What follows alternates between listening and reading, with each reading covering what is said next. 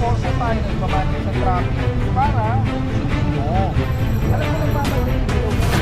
Tapos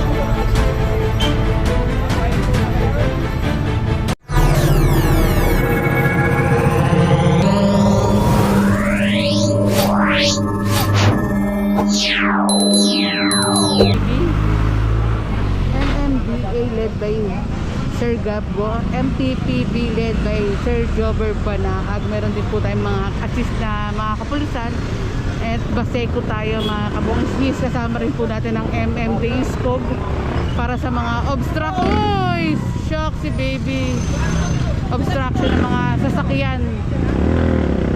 Ayun, again sorry, nakatingin kasi ako eh. May ticket na si kuya na tikitan na yun eh. At again, MMDA Skog para sa mga obstruction na mga nasa bangketa, kalsada or center island kanina. Importante rin mag-subscribe po kayo sa ating YouTube channel at i-hit nyo yung notification bell para updated po kayo sa mga ganap po.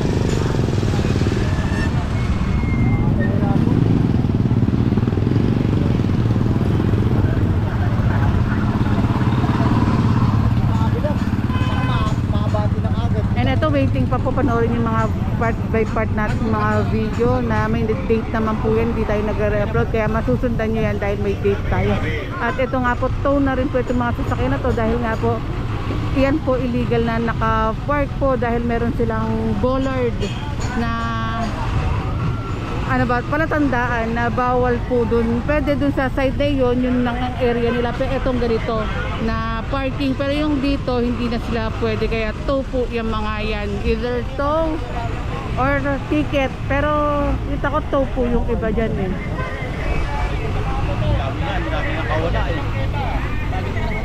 Eto malinis-linis na, lumabas na yung mga may-ari.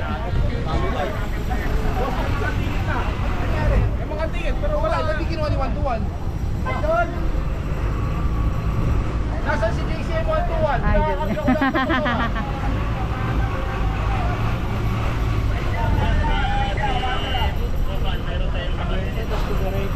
Siyempre kapag maganda ang ginagawa, ina-idolize talaga.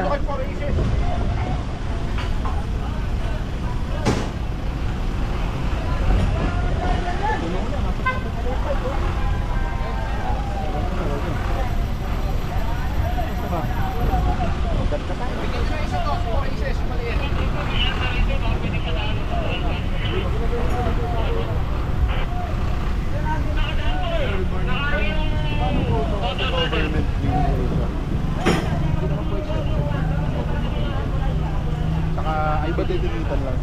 Wala akong driver kanina po.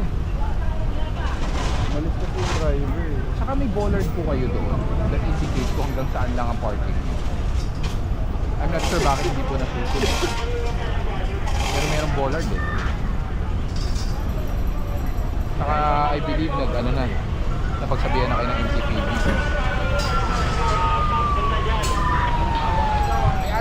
Ayan, para mas maunawaan nyo po yung sinasabi ni Sir Gab, pakita ko lang rin po sa inyo kung hindi nyo po napanood pa yung una nating upload regarding po dito. Ito po yung palatandaan na bawal po mag-park po dito sa area na to. Ito po, itong bollard po na to, ayan po yung palatandaan. Pero po itong side na to pwede silang mag-park po dyan, pero dito po hindi po pwede. Kaya yan, may ticket na nga rin po.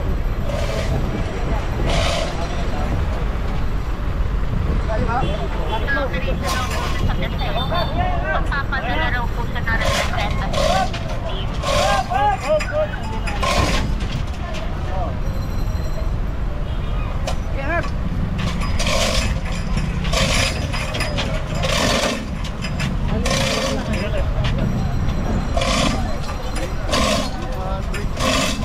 Ayun ito sa ano to, Tumana Marikina mapupuntahan. Tama sir, no? Tumana.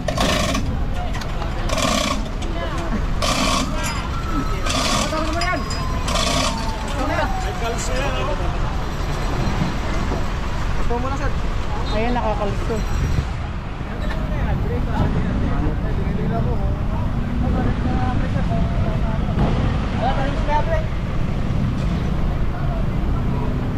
Sir, Sir, tama, Tumana po, no? Opo, Mapupuntahan Tumana. Tumana, Marikina.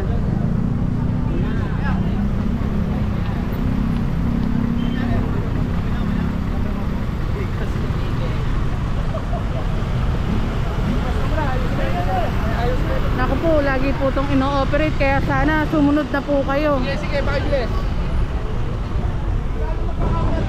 Uy, napano si nanay.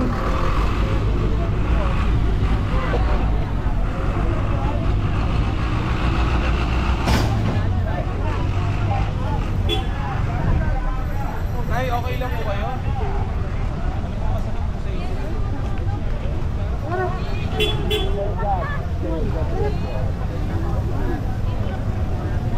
Ayun, sige po. I-first aid po yan. Napano si nanay, sir? Sa motor, na bang ano?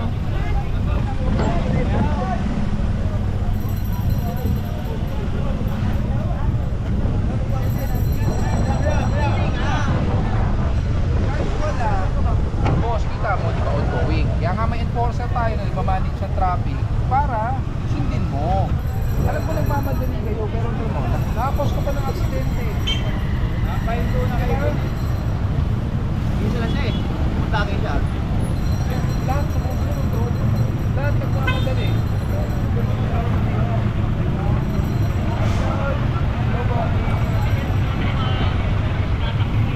Nasaan na si nanay? Ayun si nanay na aksidente pala.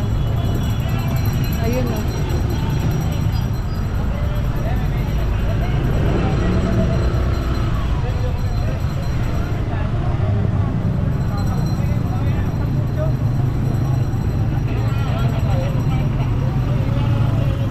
Hindi na lang natin pakita si nanay. Pasensya na.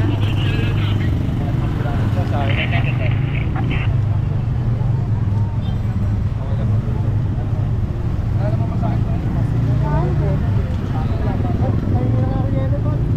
Asan yung driver niyan?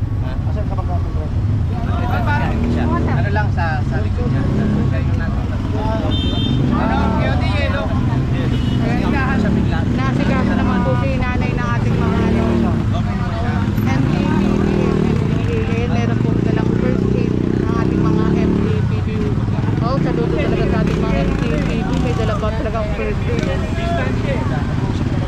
Si sir pala, nakaano tayo, daddy. Si sir pala. Ano, Jared, tubig ka Ano malamig. yung daddy na bangga? Ayun.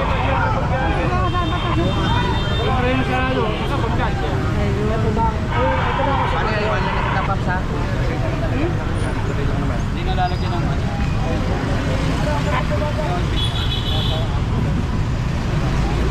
Nakakatawa ang ating mga ano, no, MPPB. Pero meron pa silang ano, first aid na dala.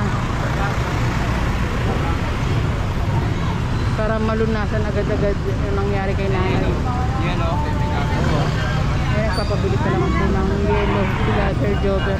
Eto na. Saludo at salamat sa mga MPPB. Wala naman may gusto niya. Pero okay na Sa ating mga MPPB. Ito, tubig.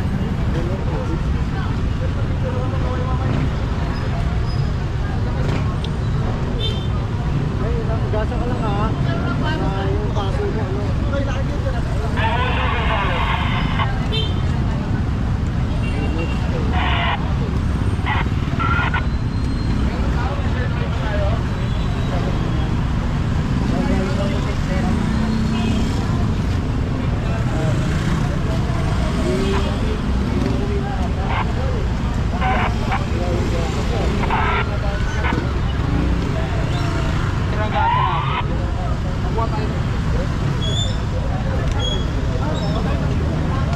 pa rin.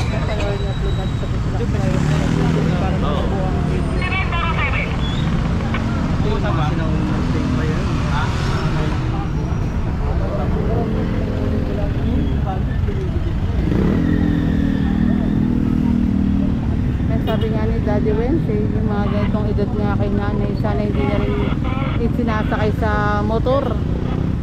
Hindi natin alam kasi kung kailan yung aksidente.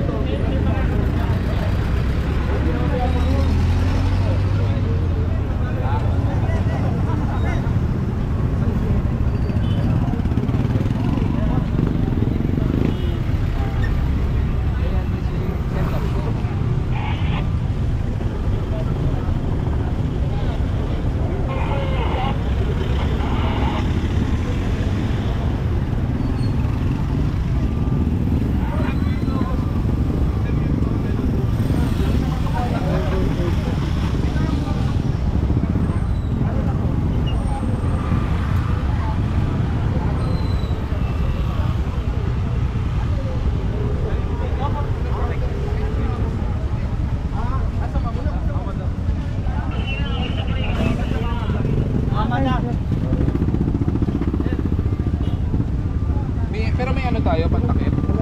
Nasa ambulansya siyempre. Kuha ka sa ano. Pero meron ako sa mga. Hindi natin kasi 30 minutos, didikitin ka lang. Ate ba yan? Nasa ba yan? Ano mo ito? Dapat kasi may klase sa amin. Kaya mga dumikit. Maganda pa rin ang angle mo eh. Hindi. Wala tayong plastic. Plastic bandage. Dito pwede.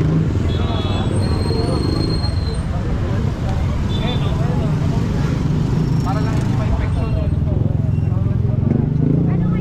Kailangan kasi plastic eh. Pwede lang bandage.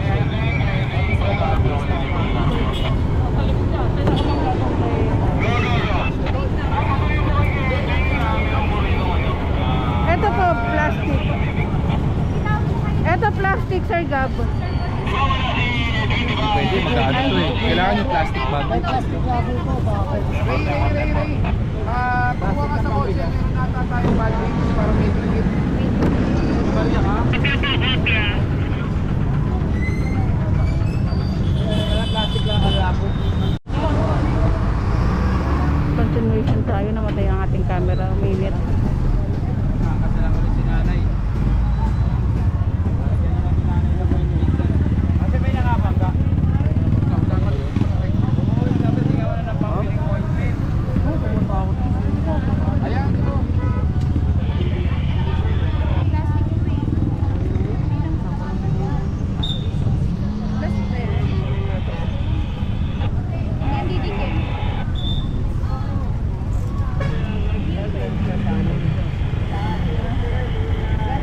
Ha? Bye. Dahil punta kayo ng ano? Ano, ito na po. Nagbalutin mo na ng bandage yan. Yan po. Lapis.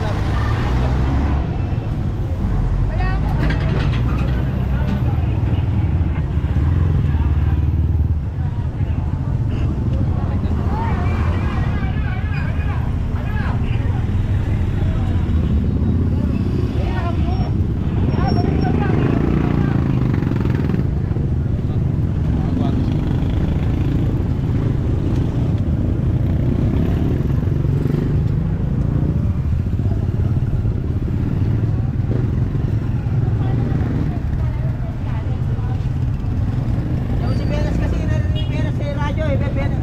Kalmo eh. Ano yun, sir? Walang helmet pa tinagbuhan. Tumakbo. Walang helmet. Ang bilis, ha?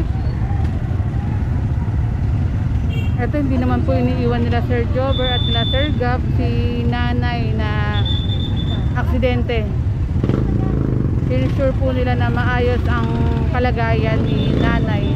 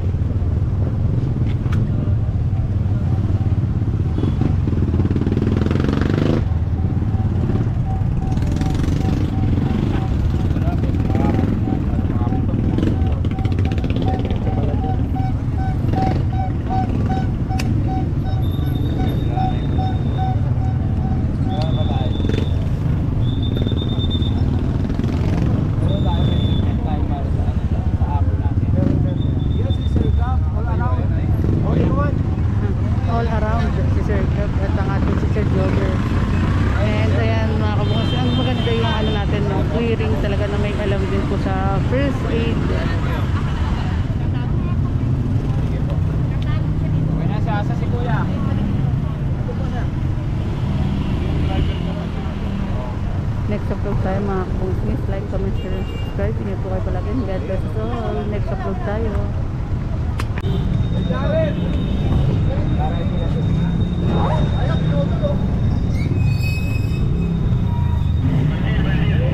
Hindi, running water lang. Running water Ayan lang. na. Kita nyo ang ating mga MMB tsaka MTPB. Talagang binigyan ng pangunang luna si nanay.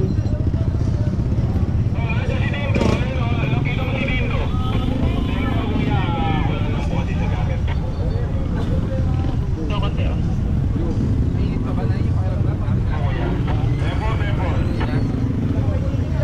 Okay lang naman yun.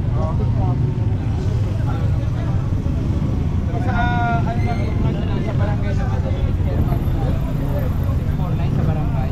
May medic sila. Oo, sa barangay mas madali.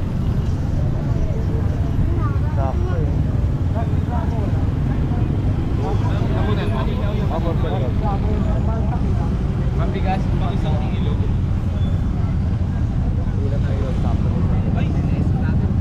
Oo.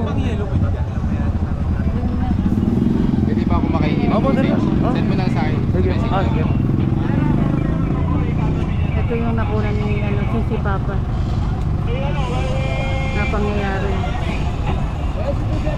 Na aksidente. Oo. Hindi siya nakasagasa. Dito pa yung mga sa kanya pala. Sumilip kasi siya eh. Pinahinto na siya dun eh. Oh. Pero yung ano rin ng... Oo, yung sa likod niya. Umreno kasi siya eh. Nagulat ka kasi sa Opo sir, opo sir. Oh, kawawa. Ay, bukod tagi kasi. Sa page nyo na lang sir, send ko po.